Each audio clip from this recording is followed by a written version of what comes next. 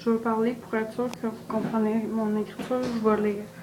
Désolé des bruits. J'ai 2 chats et à cette heure-là, ils s'amusent et ils bardassent beaucoup. Bon, salut. Je ne cherche pas à copier personne, seulement à m'exprimer. Je m'appelle Sarah Kim. Depuis que je suis toute petite, je n'ai pas eu la vie simple. Je vous raconte le plus possible ce que je peux vous raconter. Par où dois-je commencer? Le début? Bon, d'accord. Voilà, je suis née un 10 août, j'étais très malade bébé. J'ai été réanimée 7 fois et plus, ce que ma mère m'a raconté. Je m'en suis sortie après 1 an et demi d'hôpitaux. Après, j'ai eu plusieurs visites. Excusez. Mais je me suis dit, j'ai de la chance, je suis encore là. Mais je me suis souvent dit, finalement, j'aurais été mieux. Serait été mieux que je meure. Les gens seraient mieux sans moi. Excusez, je m'entrecoupe moi-même parce que je me rends compte que j'ai fait plusieurs fautes. J'ai réalisé ceci à 5 heures du matin. Bref, parenthèse, je reprends. Peut-être c'est faux de le penser. Parenthèse encore. J'ai réalisé, je veux dire, j'ai eu l'envie de m'exprimer, voir à cette heure-là. Peut-être que les gens vont comprendre qu'il faut vraiment pas juger les gens. Je reprends. J'étais rendue. Je me suis souvent dit, finalement, ça aurait été mieux que je meure. Les gens seraient mieux sans moi. Peut-être c'est faux de le penser, mais on me l'a souvent dit, toi, on serait mieux sans toi.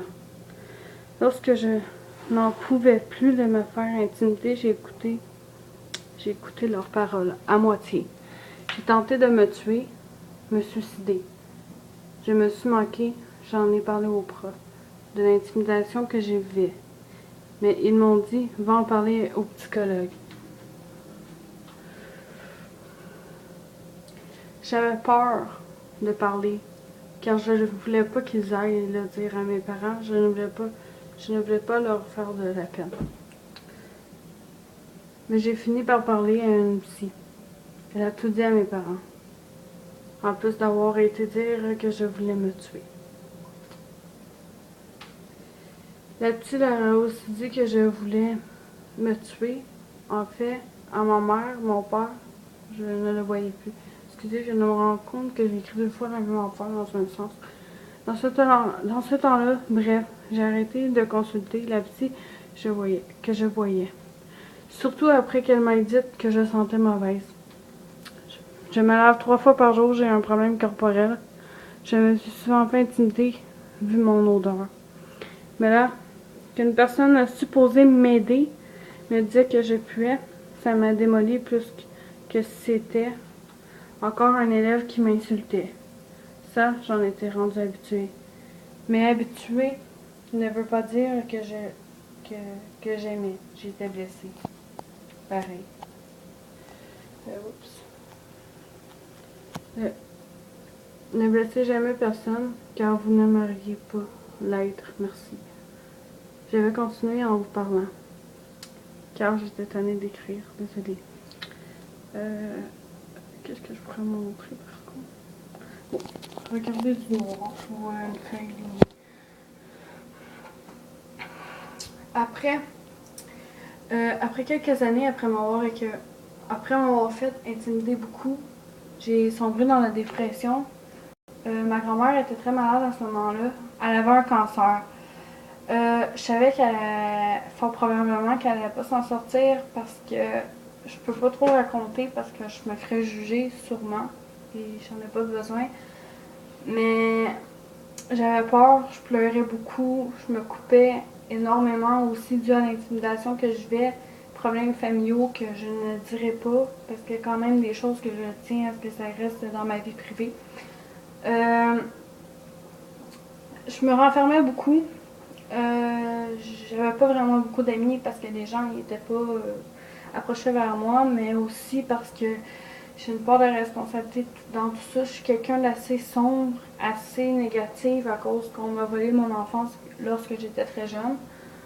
Je me dis peut-être que si je m'aurais pas laissé faire, si je serais plus forte, peut-être que j'aurais pas vécu toute cette intimidation-là. J'avoue que je me suis souvent laissé marcher dessus, mais j'avais peur que si je me défendais, d'être encore plus rejetée, d'encore plus intimidée. Parce qu'on m'a souvent dit, ma mère en fait m'a souvent dit que ça servait à, que ça sert à rien de se battre. Je sais pas si ma mère m'a dit ça, mais en tout cas on m'a souvent dit ça, que la vengeance ne sert à rien. Fait que dans ma tête j'ai compris dans un sens que je pouvais rien faire. Mais en fait c'est pas ça que ça voulait dire, mais c'est ce que j'ai compris. Alors je me suis presque toujours laissée intimider. Je me sauvais, je pleurais, je m'écroulais, je voulais même plus rentrer dans la classe. C'est tellement rendu étrange, même aux yeux des profs, des psychologues, puis tout, qui m'ont même demandé si je faisais exprès parfois. Ça m'a tellement insultée que je me suis renfermée. Je me suis contrôlée, j'ai affiché un sourire dans mon visage le plus possible que je pouvais, puis j'ai gardé tout en moi, j'ai souffert. Un jour, j'ai commencé à afficher trop ma vie privée sur Facebook. Je me suis fait beaucoup critiquer, beaucoup intimider, mais j'en suis responsable et j'admets mes erreurs. Et encore aujourd'hui, je dois très faire attention sur ça parce qu'il y a des gens qui m'ont fait du trouble. J'ai été embarquée par la police. J'ai été à l'hôpital parce que j'ai écrit sur Facebook que je vais me tuer, que je vais mettre fin à mes jours, mais je l'ai mis sur la colère, mais je l'avais pas dit exactement comme ça.